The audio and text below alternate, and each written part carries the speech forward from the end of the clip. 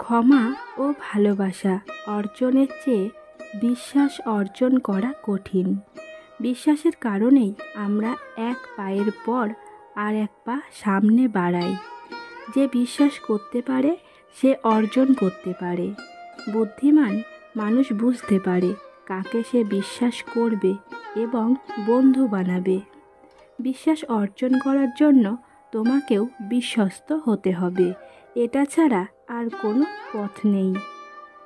সত্যিকার বিশ্বাস সবসময় ধীরে ধীরে গড়ে ওঠে।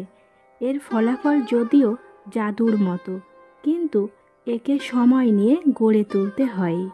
আমরা একটা অনিশ্চিত জগতে বাস করি। তুমি এমনি এমনি বলে দিতে পারবে না যে একজনকে তুমি বিশ্বাস করতে পারো। তাকে এটা অর্জন করতে হবে। নিজেকে বিশ্বাস করো। ভয় হলেও নতুন কিছু চেষ্টা করার সময়ে পিছিয়ে যেও না। একজন ভালো বন্ধু ও ভালো মানুষ হওয়ার প্রথম শর্ত হলো বিশ্বাসী হওয়া। নিজের উপর বিশ্বাস রাখা মানেই একজন মানুষ আত্মবিশ্বাসী। সে বিশ্বাস করে নিজের জন্য সঠিক সিদ্ধান্ত নেওয়ার ক্ষমতা আছে।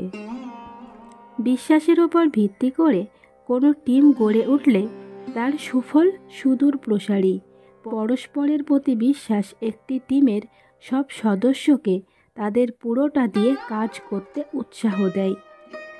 বিশ্বাস করতে হলে এমন কাউকে বিশ্বাস করো যার মধ্যে নীতি আছে, যার মুখের কথা ও হাতের কাজ এক। বিশ্বাস অর্জন করতে চাইলে স্পষ্টভাবে কথা বলো, এমনভাবে যেন মানুষ তা সহজেই বুঝতে পারে। একজন ভালো বন্ধু ও ভালো মানুষ হওয়ার প্রথম শর্ত হলো বিশ্বাসী হওয়া। নিজেকে পুরোপুরি বিশ্বাস করতে গেলে প্রথম ভয় করবে, কিন্তু জীবনের জন্য এটা খুবই জরুরি। অন্য যে কোনো সময়ের চেয়ে এখন মানুষের প্রতি মানুষের বিশ্বাস রাখা জরুরি। বিশ্বাসী মানুষ অন্যদের চেয়ে বেশি সুখী হয়। অন্যরা তাদের বেশি পছন্দ করে এবং তারা অন্যদের চেয়ে বেশি নীতি মেনে চলে। বিশ্বাস অর্জন করা কঠিন, আর একবার তা ভেঙে গেলে আবার অর্জন করা আরও 10 গুণ বেশি কঠিন।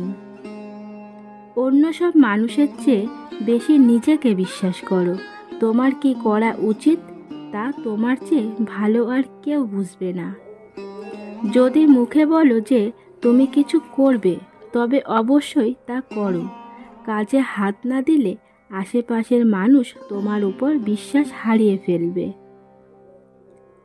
কেউ বিশ্বাস ভঙ্গ করার পর যদি সরাসরি দোষ স্বীকার না করে, অজুহাত দেখায়, তবে সেই মানুষকে আর কখনো বিশ্বাস করো না।